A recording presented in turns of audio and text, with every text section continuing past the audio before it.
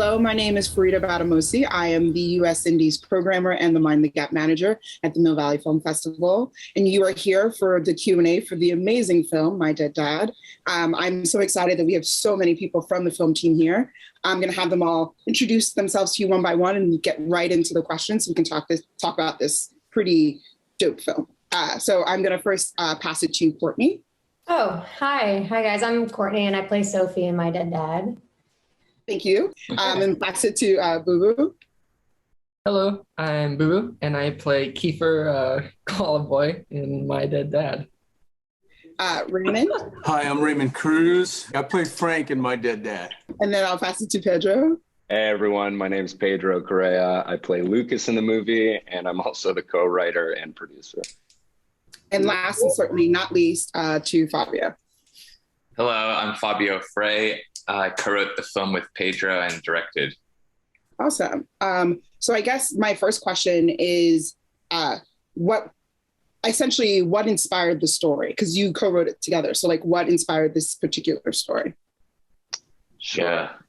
So, I mean, a lot of the story is from there's moments from both Fabio and I's life in it, but I guess sort of the seed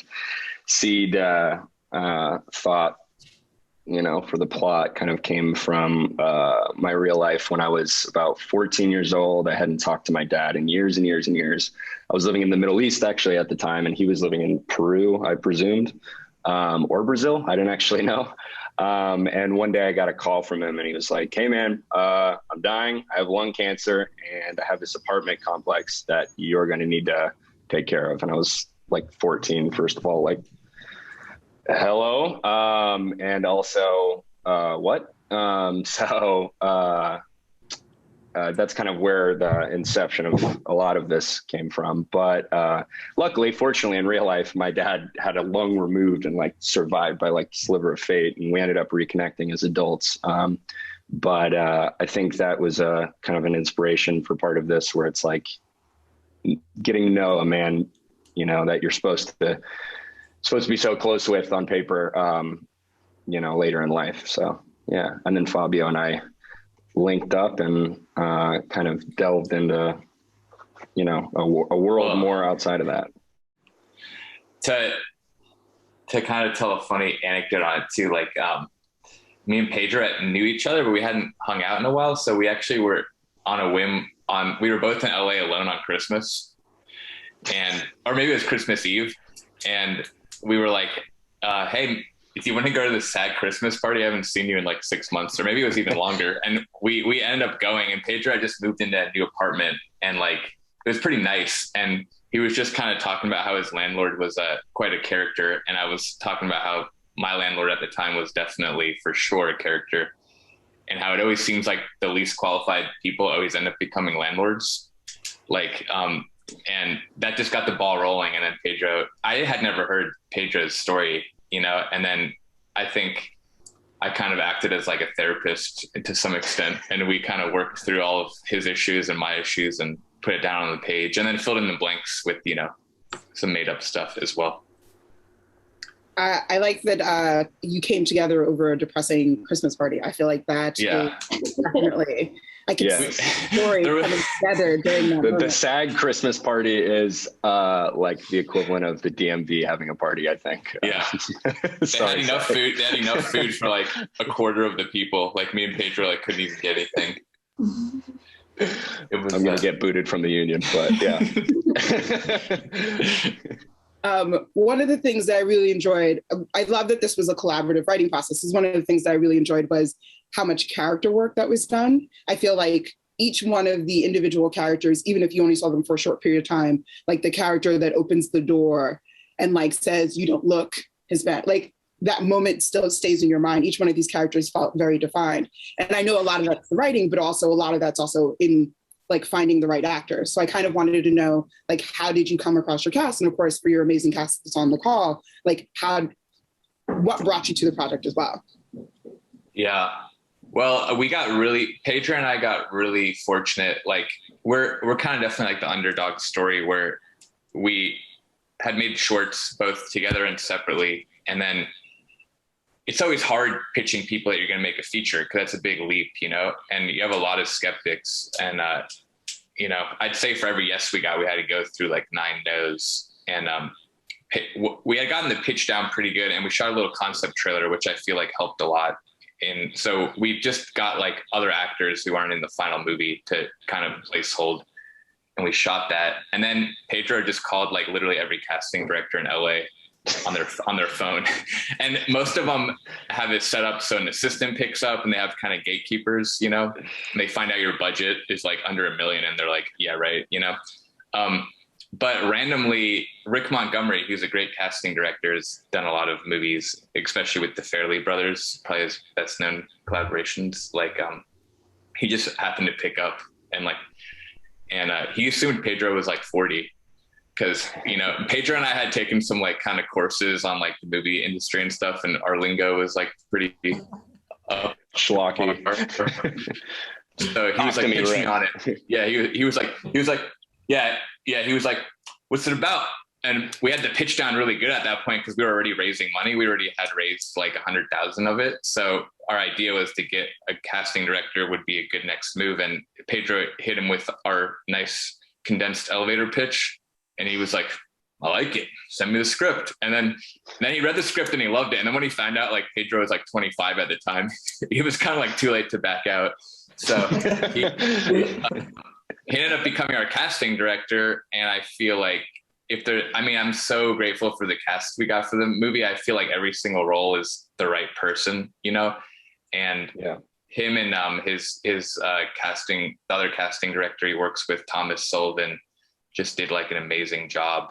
And some of the things were people they already just came to mind. Other people kind of auditioned. So it was a long process. We spent a lot of time in casting. I think, how long was it in total? Probably like 2 or 3 months, Pedro. Definitely longer than at least typical indie film, Yeah.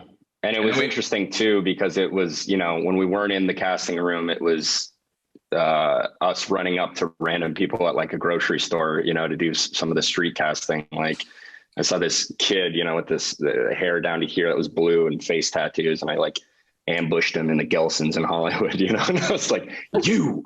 And then it was funny. We actually met at like a party like prior to that, and it was like, oh, this is awkward. All right, but it was definitely like an interesting final product of like veteran actors with just some crazy street casting as well, so it's a really fun mix. Yeah, Raymond was clearly street casting. You found him on the Raymond was the guy in Gelston. Raymond was like a random car mechanic in like a body shop, and I walked by and I was like, this gotta be great. Yeah, maybe the actors could talk about it too. Maybe the actors could talk about it, because I'm sure that how they found the project was kind of probably different for everyone. I found the project. It was the video that you sent, the demonstration video, which was really great. So that I love the way you guys shot it, and I like the energy in it. And then when I read the script, I really liked the story.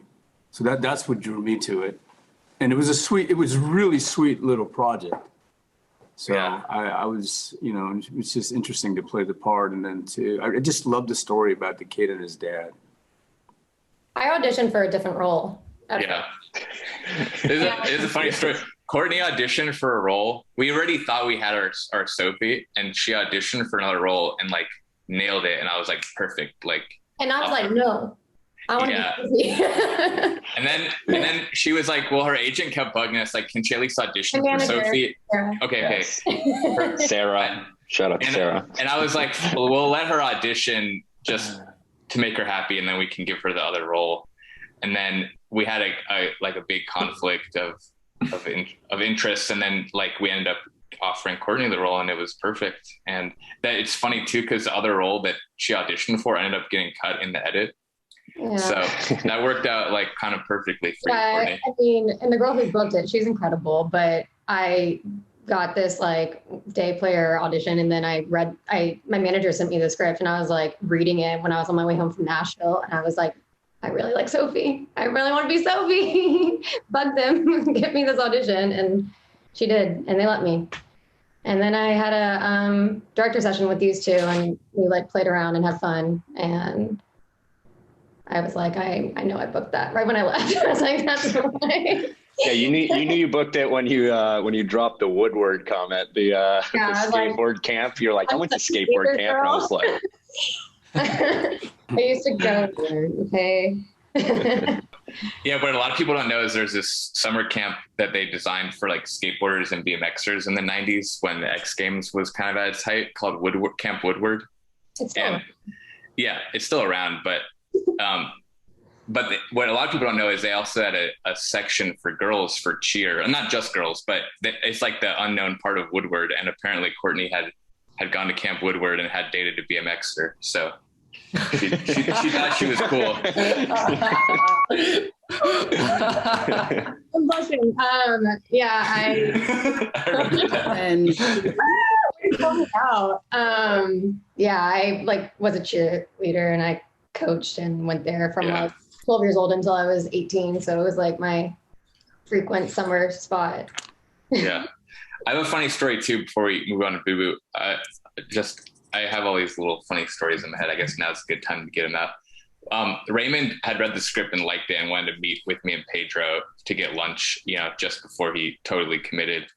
And it went really well. But at the end, he was like, I read the script.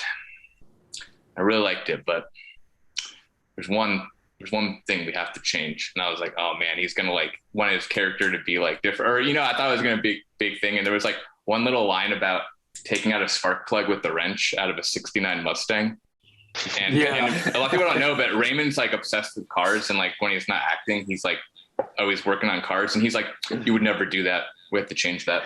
And I was like, oh, that's it? Okay, fine. And I was like, it stays. No. I was like, what the hell are these guys talking about? That's not how you take a spark plug out. Raymond, you would be so disappointed in me. I changed my car's battery for the first time in my adult life the other day. No, I'm proud of you, bro. Thank God. I need to go call my mom. That's awesome. I'm building a bus right now. So What? Building a bus right now? yeah, I'm building a bus To live in? Like a it'll be like a motorhome. It's gonna be. It doesn't matter. It's gonna be insane. I'll probably spend 3 years. I'll spend 3 years of my life on it, and it'll be outrageous. That's awesome. Boo Boo, how did you find the project originally? I think Rick had pitched you, and then I remember we had a coffee meeting with you and your dad up in Burbank. Yeah, I remember hearing about it, and then I sent in an audition. I actually sent in. That's right. For it. Yeah. And then I had read the script because I had heard that we all wanted to meet, and I was reading the script and instantly, like first pass, loved it. And I feel like sometimes when you read a script and you just blaze through it and you just know automatically that it's good, it's great, and the vibe is there, and you can feel everything that you guys wanted to do in the words, and like the tone. And then we had coffee, and now I feel like the ending character that I came up with was completely different from my audition. My audition, I felt like it was just some kind of like normal kind of like skater guy, and then the ideas that just came as I was reading the script and just what I wanted to bring to it. And luckily they're so open, and we just had fun making the character like slightly larger than life, but grounded. Yeah. Just kind of fun. Yeah, your character is fun. You have so much charisma in it throughout the whole thing. So we just try to pack it with oomph. Yeah. Like I appreciated where you'd be like, oh, where's the character? And they'd be like, they're at this fancy person's party. Like it's totally a normal thing that's going to happen for the character in the film. Like, oh, that makes sense. Totally right. I did a lot of like motivational video watching because I felt like he was just on this new level of being really inspired by life. Yeah. I remember that we were on the rooftop in the rooftop scene when they're talking about life, and Boo Boo turns to me and starts talking about, what is it, Tony Robbins? Tony Robbins. Yeah. And I was like, did we write that into the script? And they're like, oh, I've just been researching. I'm like, I love it. It was awesome. One of the things that I really liked about how the film kind of ends is that we kind of have a romance, but like it doesn't necessarily end the way that you would assume it would. And I kind of wanted to know what went into writing that and also what went into like playing that as well. Yeah. Well, it's funny because I think the original ending of the script, they ended up together. And well, you know, like I'll say that definitely me and Pedro like learned the whole like writing is rewriting thing on this. So like our draft one was like pretty decent. But for the first time in our lives, we're really open to like, we kind of learned our lesson on some of our shorts of being too precious. So we sent the script out to probably like 30, maybe even like 40 people we trusted to get feedback. And then some things happened in my personal life. And I don't know, it just felt like, I feel like when you have a good script, it's kind of weird because like, as long as the base is there on draft one, all you have to do is like listen to and like help the story be what it wants to be. So that the ending where they ended up together, like just never really felt right. We just made it a little bit more realistic. Also, I just thought it would be interesting to have an ending where like the love interest kind of, you know, knows what she wants and it's not the main character. And they kind of still have this respect for each other. If it might be a good way to put it. You know what I mean? Where it was like, they're not going to like talk bad about each other or like have like bad memories about it going down the road. So, I mean, yeah, that's where it kind of came from for me. Did you know what she wanted? Because well, I think on a rational level, she was like, you know, she took maybe like the safer bet to a degree. But that's what the fun thing too is. I tried to keep the Sophie character like very open-ended, so that way like whoever was playing her could kind of like bring their own stuff to it, you know. me and Bob's had lots of conversations about Sophie all the time. It was the best. We definitely saw her like very different, but it was great because Courtney had some perspectives I didn't think of, and then I had some perspectives that. But that's what's like cool is like I was saying, like when you have a good story that kind of feels like organic, like you don't feel like, oh, this is my story, I have to like say what I want to say. Like you kind of just like, it definitely becomes much more collaborative, you know. And you're just, it's same thing in the edit. I felt like the first couple edits were okay, but we just kept working at it because like I think there's something more here. We just have to listen to what the movie wants to be. Yeah. I really like Sophie's character.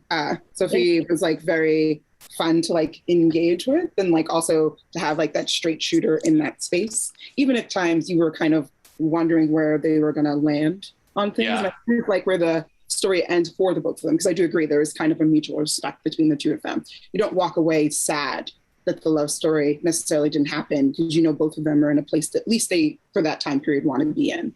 Yeah, totally. I know we're running out of time, and I will ask my final question before that. One of the things that I really wanted to talk about is kind of like this through line about identity that kind of like flows through the film, both like visual and like not visual identity and how people perceive you. So I kind of wanted to go a little bit into the relationship between Raymond's character and our main character in terms of like how that relationship also like played out on screen as kind of a proxy for the relationship with the main character's father. Yeah, it's him getting to know sort of like a father figure in his life. So my character is all about responsibility and, you know, manning up and understanding what everything really means and what's important in life. And I kind of try to instill that in him, you know, through our conversations and our interaction. So, you know, again, it's just like, you know, leading by example. And then wanting to give something to him because of my relationship with his father, because we were very close, like brothers. So that was my thinking on it. Yeah, and it's really interesting to, like, I mean, in real life and in the story, it's like you can get to know people you never knew through people who knew them, or I mean, even sometimes people who didn't know them. You know, if you've got a close relationship with somebody you look at like a brother, like Fabio and I, for example, you know, or a friend or a mentor, you know, kind of discovering, I guess, manhood or womanhood or any of the above through someone else. You can kind of get to know, you know, like your father, for example. Like I've learned, like this movie has taught me a lot about my dad, and I still haven't even talked to him really about the movie. You know, like, like I'm telling him about it and he's like, what? But read with y'all for the first time, and I was like, does your dad know about this? And you're like, not at all. Yeah. Yeah. But it's an interesting journey for sure. But yeah.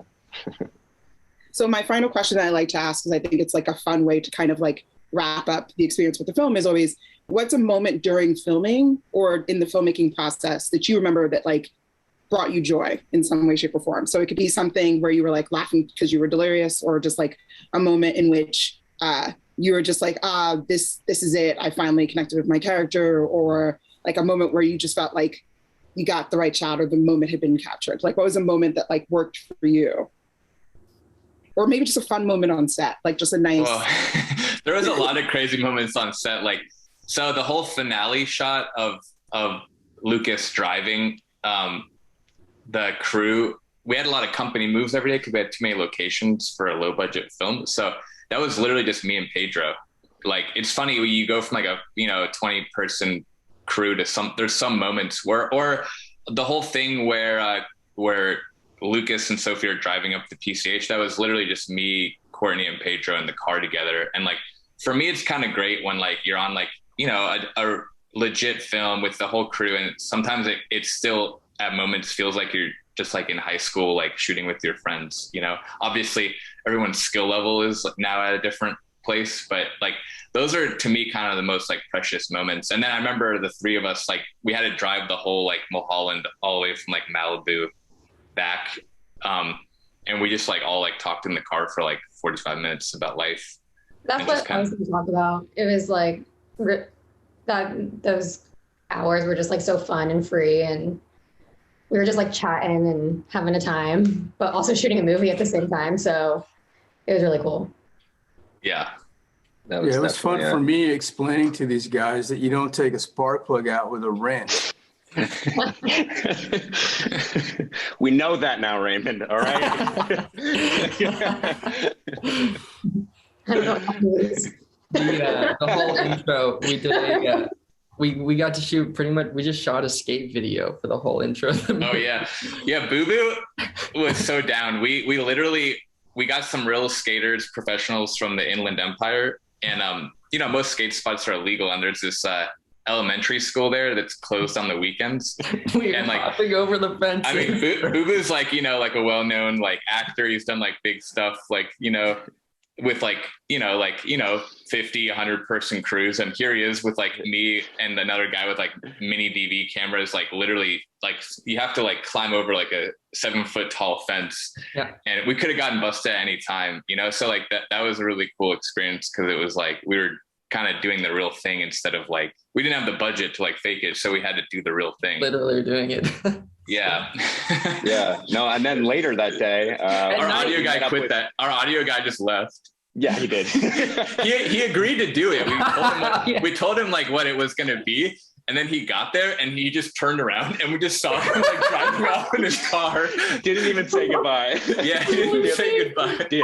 No, that night, remember skating down in North Hollywood when you're on the board's on fire and we're out the window? Oh yeah, it was real. Yeah, and came out of his house and tried to punch Pedro. Yeah. Crazy. Yeah. We're with Andy Roy, who's like a professional skateboarder and like local legend. And my skateboard is on fire. He's in my horrible Mazda 2 car that's like the license plate's falling off, and we're just barreling through this neighborhood. I'm going. This guy throws his bike. I like dodge it, and we're like, we gotta go.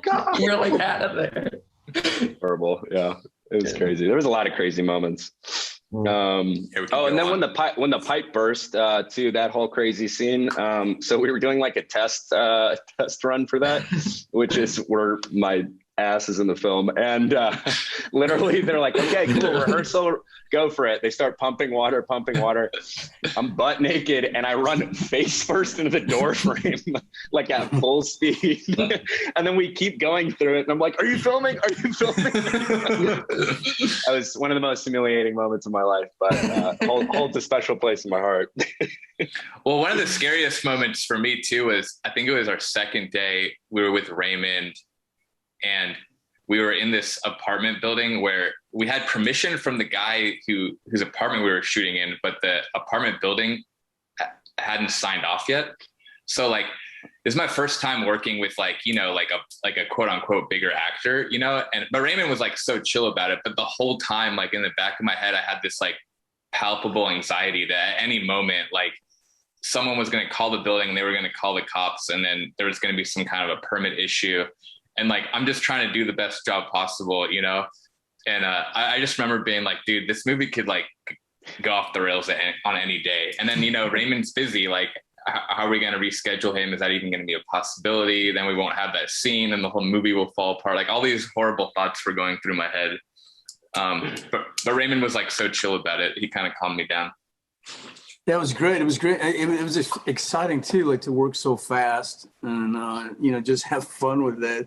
I enjoyed it. I mean, I like just going to the location. It was kind of like guerrilla filmmaking. You know, it was like, okay, yeah. is this legit? Yeah. Are we doing this? All right, let's do it. It wasn't. And we're like, oh shit, Raymond's catching on. Gonna show up? I have one more funny thing to mention. I'll leave it at that. But the other thing that came up on that lunch with Raymond is at that point we had like about half the money raised, you know, and we knew if we could get him and we could get things going, it's like the more momentum a train gets, the more people are willing to hop on, you know. But Raymond at one point blank was like, you guys do have all the money, right? And me and Pedro were like, yeah, of course. But I just remember being like put in such an awkward position because I'm like, well, because yeah, Raymond was like, you know, I've been a part of a lot of projects I wanted to do, but like they didn't have all the money and then it fell through. And I would just, you know, I can't be doing that ever again, you know? And I was like, yeah, no, that definitely won't happen. But Not us. We got it. Yes. yeah, sometimes it's like a chicken and egg thing, you know, where you have to just tell people something's happening and then they agree to do it and then it does happen. But it's that kind of like irrational lie to them and make sure that they think you have it all together. Let me be clear. Like on future films, I think hopefully things will be different. But they say like the first one is the hardest, you know, and I hope that to be true because it's the one where like now once you have one in the can and it's pretty good and people are enjoying it, it's so much easier. People then are willing to trust the team more, you know. But on that first one, there is that sense, like Raymond said, where it's like, is this legit? You know? Yeah. So you just have to tell people that it is, and then it becomes legit. Yeah, are we going to get this in the can? Are we going to put it on film? Yeah. Filmmaking is like jumping off a cliff. And if you have like great cast members and great crew and friends, I feel like they'll hopefully be your parachute.